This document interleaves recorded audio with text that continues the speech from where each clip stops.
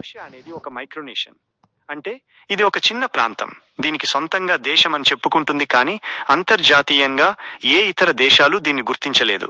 ఇది అమెరికాలోని నెవాడా రాష్ట్రంలో డేటన్ పట్టణం దగ్గర ఉంది. మొలోషియా చరిత్ర.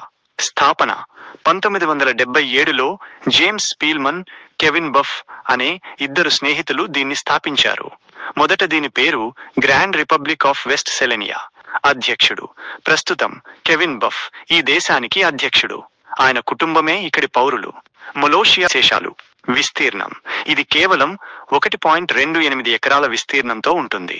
జనాభా. ఈ దేశంలో కేవలం 30 మంది జనాభా ఉన్నారు. వారిలో మనుషులతో పాటు కుక్కలు, పిల్లులు కూడా పౌరులే. సొంత నియమాలు. మొలోషియాకు దాని సొంత చట్టాలు, ప్రభుత్వం, జెండా మరియు కరెన్సీ ఉన్నాయి. కరెన్సీని వలోరా అని అంటారు. పాస్పోర్ట్.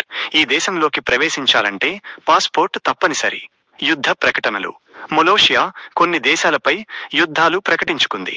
అయితే ఇవి కేవలం సరదాగా చేసే ప్రకటనలు మాత్రమే. పర్యాటకం.